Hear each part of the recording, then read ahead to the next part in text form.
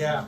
The reason I included this picture is to give one a view of the magnificence of space. And look at Andromeda galaxy. I mean, and this is just one pinpoint of light in the night sky. And when you look at this, you must say to yourself that not only there must be a purpose creation, and we were discussing the other night because people of the religious denominations say, well, you know, the earth is the only inhabited place and blah, blah, blah, blah, blah.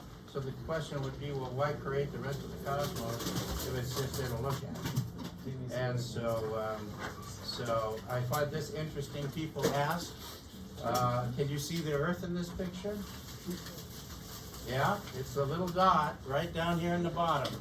Wow. So you go just to the distance of Saturn, and probably even closer than Saturn, and the Earth is nothing more than a pinprick of light. And so it gives one perspective of what it requires to travel deep space. I'm going to do a combination. This is an older PowerPoint.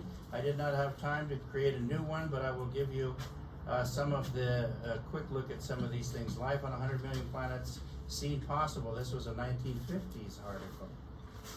That article has been rewritten, and the number is now trillions. A young picture of George before he came to this property while he was teaching in the 1930s. The telescope I mentioned to you, given to him by Lolita Johnson. This is the article from the Los Angeles Times, April 30th, 1938. And the interesting thing, they made a big deal of the telescope. They considered this to be a high-powered instrument, while today, a 6-inch we would laugh at, and that's something we would give our children. And that was before Palomar? That was before Palomar, yeah. This is also a lecture picture of him from the 1930s.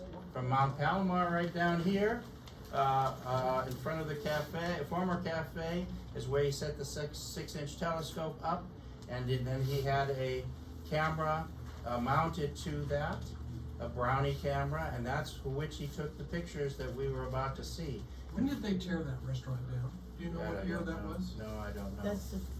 There's, in front of this convenience building, is on the road side of this here, is a small cement slab, and that is what remains of that cafe,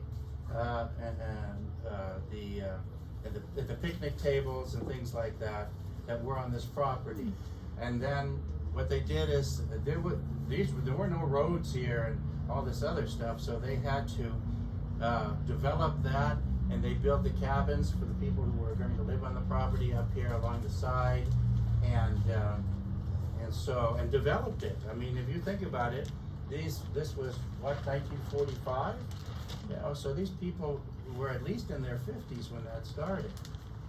So here's a picture of some of the people that would come and visit and talk with George. Everyday life people, and loved to interact with them and talk with them. I have a vast archives of pictures.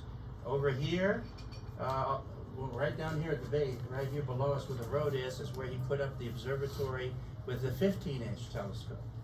And that allowed him greater viewing and access. A 15-inch is a pretty decent machine, especially at those times. If you go up to Mount Palomar where the 200-inch is, you have 25-inch and also 50-inch. There are several other telescopes.